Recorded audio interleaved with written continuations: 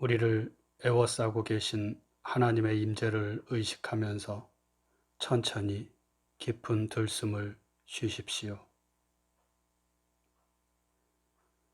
이제 우리 안에 내주하시는 하나님께서 나를 통해 숨을 쉬시도록 천천히 날숨을 내쉬십시오. 이렇게 천천히 들숨과 날숨을 반복하면서 하나님의 임재 가운데 머무르십시오.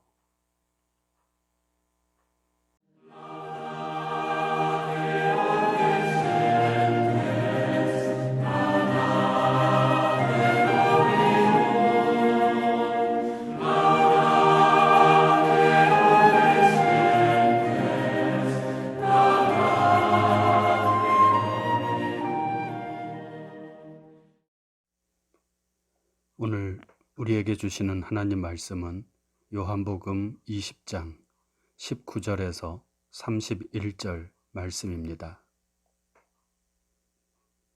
이제 낭독합니다. 하나님 말씀에 경청하십시오. 이날 곧 안식 후 첫날 저녁 때에 제자들이 유대인들을 두려워하여 모인 곳의 문들을 닫았더니 예수께서 오사 가운데 서서 이르시되 너희에게 평강이 있을지어다. 이 말씀을 하시고 손과 옆구리를 보이시니 제자들이 주를 보고 기뻐하더라. 예수께서 또 이르시되 너희에게 평강이 있을지어다.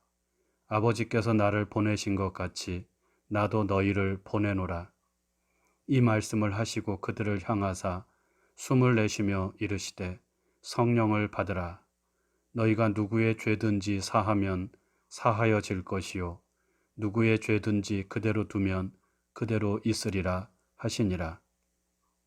12 제자 중에 하나로서 디두모라 불리는 도마는 예수께서 오셨을 때에 함께 있지 아니한지라.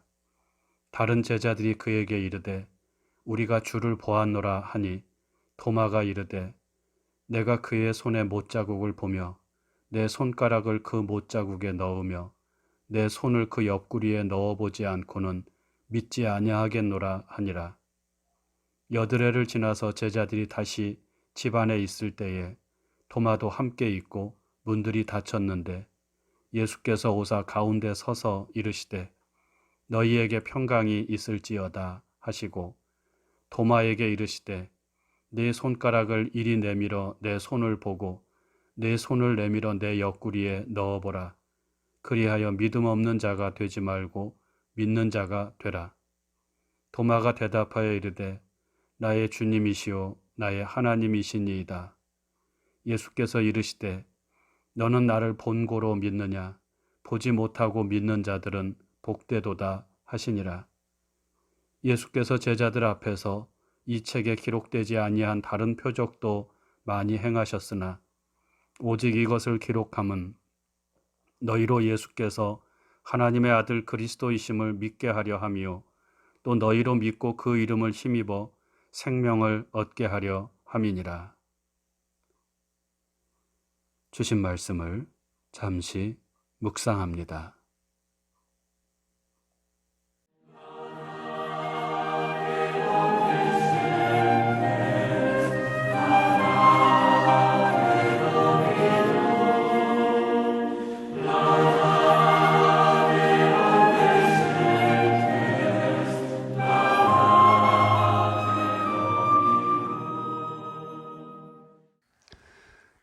그리스도께서 죽은 자 가운데서 다시 살아나셨다 전파되었거늘 너희 중에서 어떤 사람들은 어찌하여 죽은 자 가운데서 부활이 없다 하느냐. 만일 죽은 자의 부활이 없으면 그리스도도 다시 살아나지 못하였으리라. 그리스도께서 다시 살아나지 못하셨으면 우리가 전파하는 것도 헛것이요 또 너희 믿음도 헛것이다. 그리스도의 부활이 없다면 우리의 신앙은 다 헛된 것이라고 하는 사도 바울의 말씀입니다. 그만큼 부활신앙은 우리 신앙의 뿌리이고 근본이 되는 신앙이라는 그런 뜻이 담겨 있는 말씀이라고 할 수 있습니다. 그런데 이 진술에서 이상한 점이 하나 있습니다. 그것은 그리스도의 부활을 근거로 우리의 부활을 이야기하는 것이 순서에 맞아 보이는데 바울은 반대로 우리의 부활을 근거로 그리스도의 부활을 말하고 있다는 점입니다. 만일 죽은 자의 부활이 없으면 그리스도도 다시 살아나지 못하였으리라. 저는 예전에 이 말씀을 여러분들과 함께 나누면서 이것은 예수의 부활은 믿지만 우리의 부활은 믿지 못하는 고린도 교인들을 향한 사도 바울의 부활 신앙에 대한 가르침이라고 말씀을 드렸습니다. 여기서 바울은 부활 신앙이란 2000년 전에 예수께서 다시 살아나셨다는 것을 믿는 것으로 그치지 않고 내 안에 예수께서 다시 살아나는 것임을 말씀합니다. 죽은 자와 같은 내 안에 예수께서 다시 살아나셔서 이제는 내 안에 그리스도께서 사신 것이라 하는 것이 부활 신앙이라는 말씀입니다. 이것이 없으면, 즉 내 안에 예수께서 다시 살아나심이 없으면 그리스도의 부활도 온전히 증거할 수 없다는 것입니다. 그래서 만일 죽은 자의 부활이 없으면 그리스도도 다시 살아나지 못하였으리라, 이렇게 말씀한 것입니다.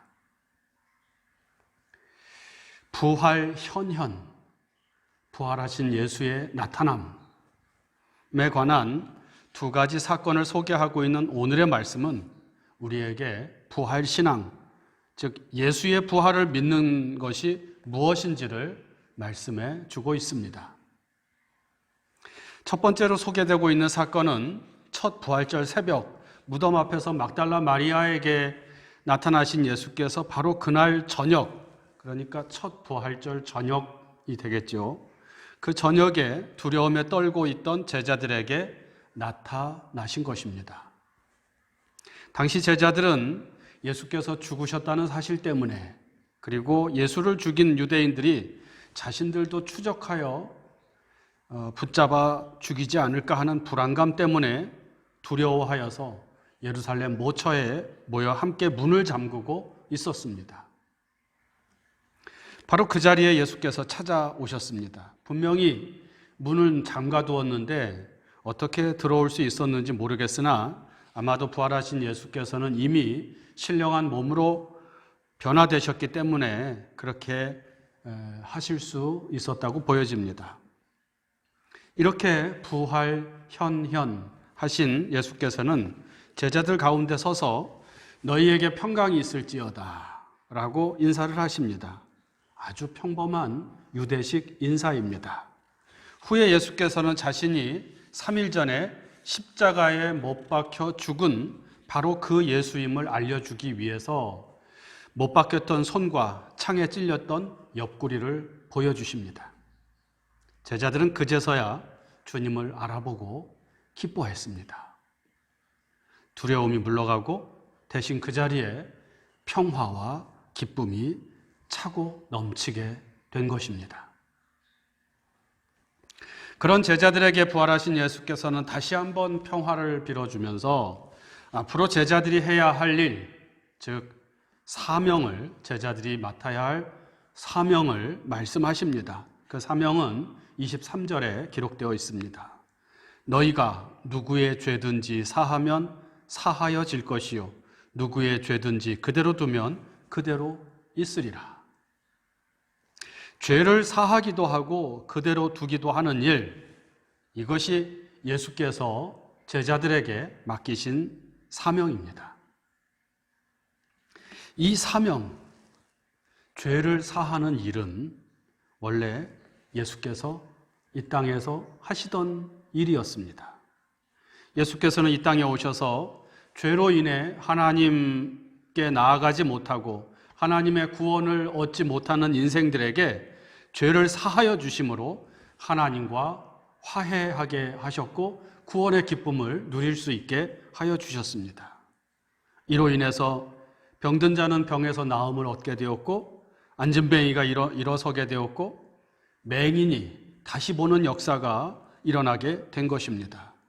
하나님과의 화해로 인해서 귀신 들린 자가 온전해지고 자기만 알고 살던 욕심을 따라 살아가던 사람이 사랑하는 자로 변화되게 된 것입니다.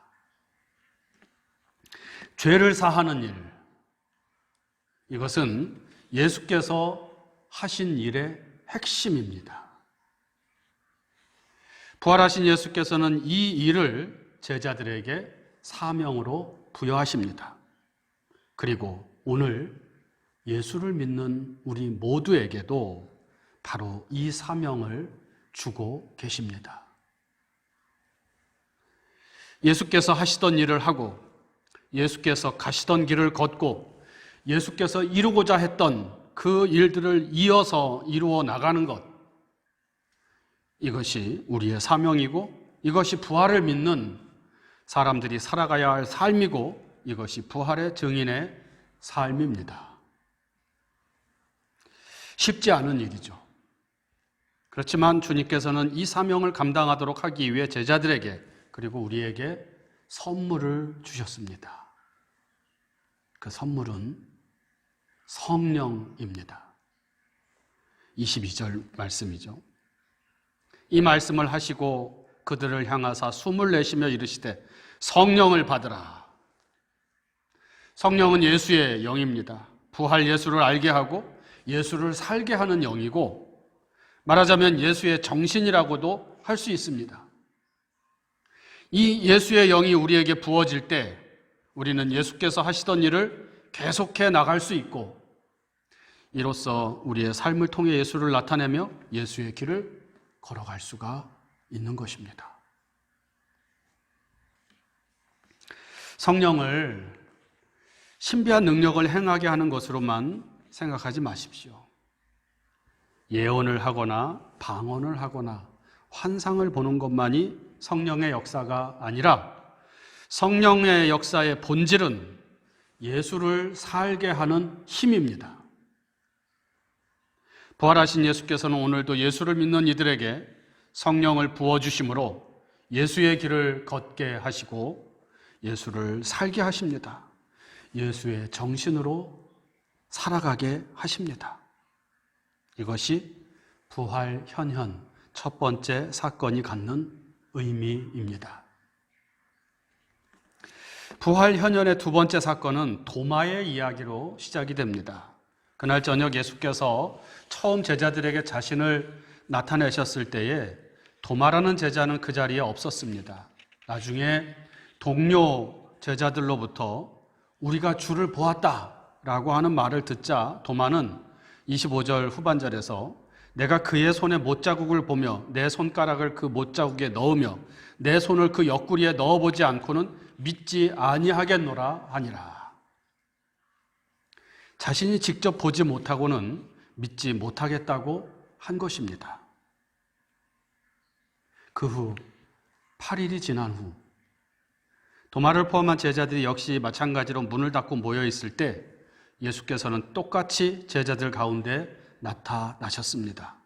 그리고 나는 예수의 부활을 믿지 못하겠다 고 한 도마에게 말씀하십니다. 27절 말씀입니다. 도마에게 이르시되 네 손가락을 이리 내밀어 내 손을 보고 내 손을 내밀어 내 옆구리에 넣어보라. 그리하여 믿음 없는 자가 되지 말고 믿는 자가 되라.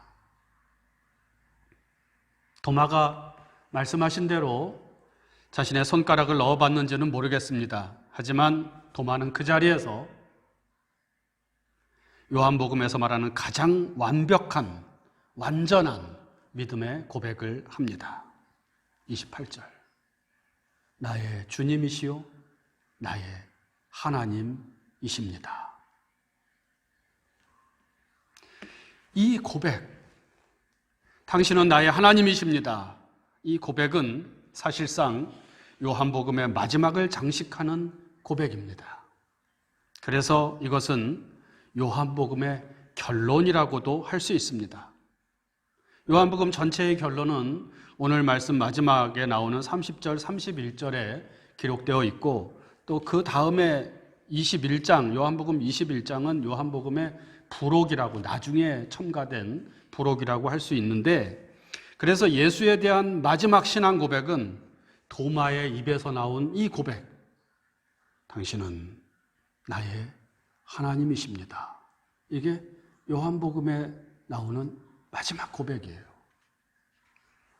요한복음은 바로 이것을 알리기 위해서 쓰여졌다고 해도 과언이 아닙니다.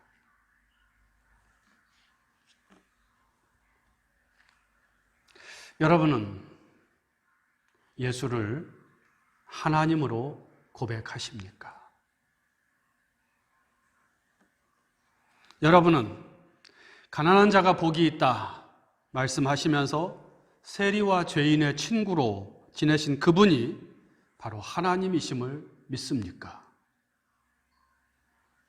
여러분은 가장 낮은 곳으로 내려가서 모든 사람의 종이 되고 섬기는 자가 되신 분을 하나님이라고 믿습니까? 신적인 능력을 가지신 분이지만 오히려 자기를 비우신 그분을 하나님이라고 믿습니까? 마지막 순간에 아버지 왜 저를 버리십니까? 절규하며 힘없이 십자가에 달려 돌아가신 분을 여러분은 하나님이라고 믿습니까? 예수를 하나님으로 고백하는 것은 예수께서 하신 말씀과 그가 보여주신 삶을 하나님의 말씀이요 하나님의 행동으로 믿는 것입니다. 그리고 이는 예수의 가르침대로 살아가고 그를 뒤따르는 삶으로 이어집니다. 예수를 하나님이라고 말은 하지만 그를 따르는 삶을 살지 않는다면, 그리고 예수를 통하여 자기의 소원과 바람을 이루는 데에만 관심한다면 그것은 진정한 신앙이라고 할 수 없습니다. 여기서 나오는 것이 기복주의 신앙입니다. 하나님이신 예수께 순종하는 삶을 사는 것이 아니라 예수를 이용해서 자기의 욕망을 이루고자 하는 것이죠. 예수를 하나님으로 믿습니까? 같은 말로 예수를 하나님의 아들로 믿습니까? 그렇다면 주님이 되신 예수의 말씀에 순종하고 그의 뒤를 따라 살아가십시오. 자기를 부인하고 자기 십자가를 지고 그를 따라가십시오. 이것이 믿음에 합당한 삶입니다. 부활 현현에 관한 두 가지 이야기는 오늘 우리에게 부활 신앙을 가지고 산다는 것이 무엇인지를 보여줍니다. 그것은 예수의 정신으로 지금 여기에서의 삶을 사는 것입니다. 사도 바울이 말한 것처럼 나는 죽고 예수로 사는 것, 이것이 부활 신앙의 삶이고, 바로 이를 위해 예수께서는 십자가를 지시고 죽으셨다가 장사된 지 사흘 만에 다시 살아나신 것입니다. 부활 신앙으로 살아가십시오. 내 안에 예수께서 살아계심을 증거하십시오. 이 교회 안에 예수께서 살아계심을 나타내십시오. 그렇게 되도록 성령 안에서 오직 주의 영광을 위해 살아가는 저와 여러분이 되기를 주님의 이름으로 축원합니다. 묵상합니다. 도마는 예수를 나의 하나님이라고 고백했습니다. 나에게 예수는 누구입니까? 예수는 하나님이시다. 이 고백을 묵상합시다.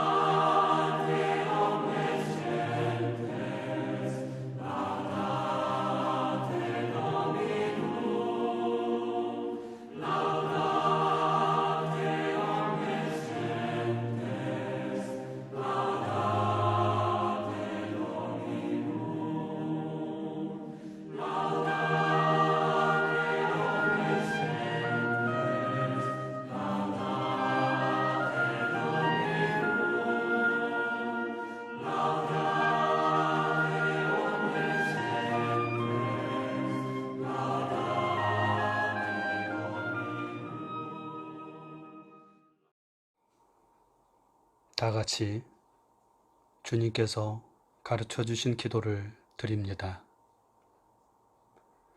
하늘에 계신 우리 아버지, 아버지의 이름을 거룩하게 하시며 아버지의 나라가 오게 하시며 아버지의 뜻이 하늘에서와 같이 땅에서도 이루어지게 하소서.